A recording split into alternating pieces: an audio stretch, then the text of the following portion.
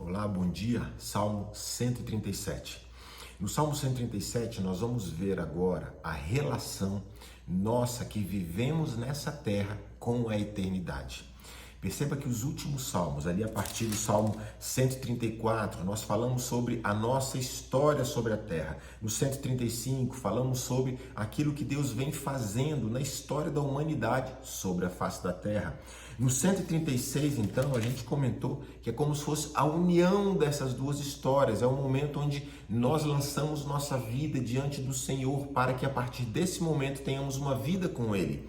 E isso gera em nós a sensação de que, olha, que coisa incrível, a partir de agora, então, tudo vai dar certo, a partir de agora eu vou ser feliz, a partir de agora a tristeza acabou. E realmente isso tudo está incluído dentro desse pacote, digamos assim. Então, ou seja, nós realmente teremos dias nessa terra felizes, apesar das aflições, das dores e das tribulações. Por quê? Porque a nossa felicidade já não está mais nas coisas desse mundo. A nossa felicidade está em Deus, que é a fonte inesgotável de todas as coisas.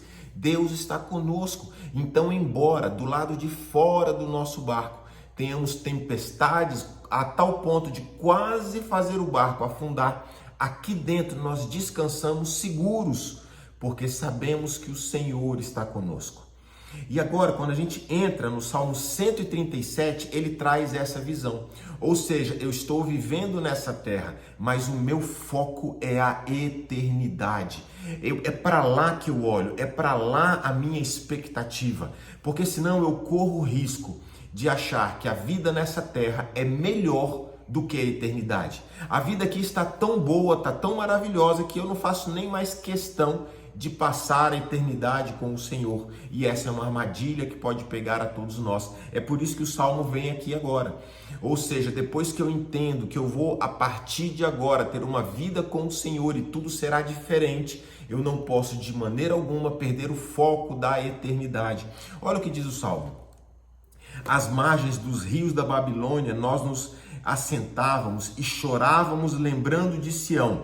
Aqui eu preciso só te lembrar um pouquinho da história. Israel foi para o Egito através de Abraão, Isaac e Jacó. Eles foram parar no Egito. Então essa descendência no Egito se tornou escrava. Moisés vem, tira o povo da escravidão e leva o povo para entrar na terra prometida. O povo então entra na terra prometida junto com Josué. Eles entram, conquistam as terras, assentam todas as famílias, colocam todo mundo no seu lugar. O povo então se esquece de Deus, que foi quem o conduziu e deu vitória nessa terra.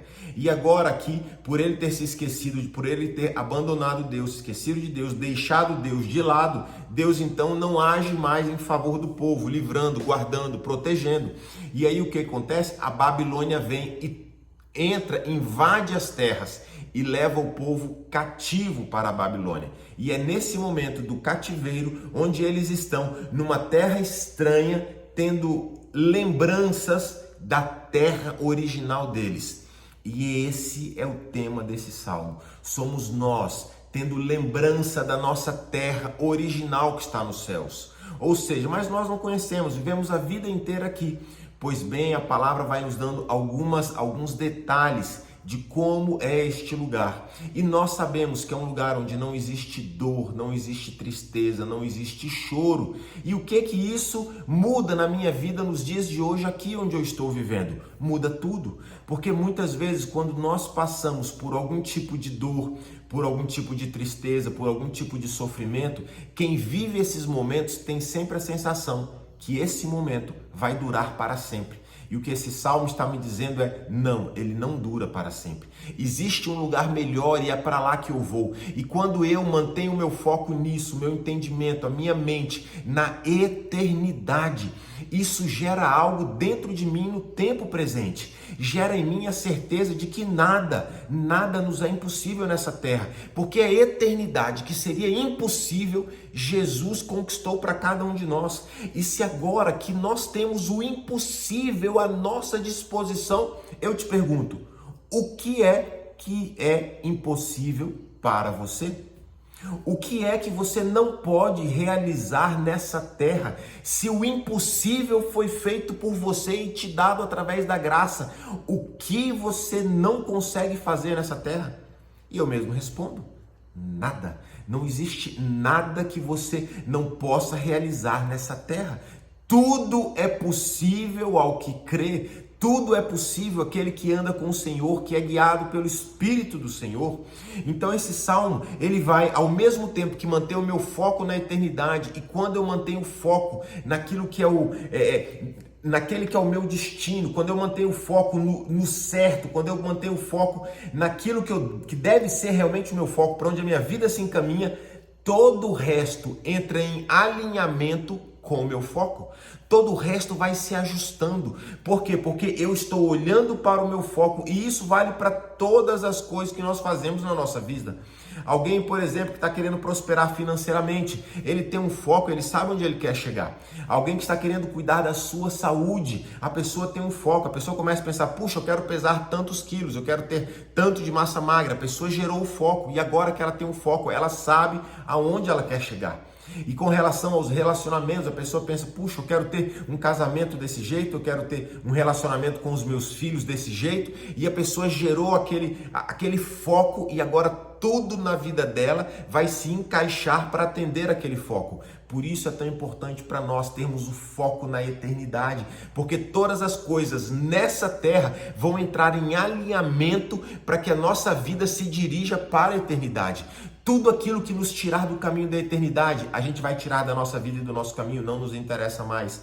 Tudo aquilo que for menos importante, tudo aquilo que não contribuir, tudo aquilo que não ajudar, como Jesus falou, aquele que não ajunta, espalha. Tudo aquilo que estiver espalhando, a gente vai eliminar e vai mandar embora. O nosso foco agora é a eternidade. E porque o nosso foco é a eternidade, nós vamos melhorar tudo que nós fazemos nessa terra, porque nós temos uma certeza: podemos nos desgastar ao máximo aqui para viver da melhor forma, manter os melhores relacionamentos, e não nos preocupamos mais com isso, porque nós sabemos que chegará o dia onde tudo valerá a pena, chegará o dia onde todo esforço será recompensado, chegará o dia em que estaremos diante do nosso Senhor, aquele a quem entregamos a nossa vida, e diante dele vamos ouvir ele nos chamar pelo nome e dizer: vem, entra para aquilo que eu tenho preparado para vocês desde a criação do mundo.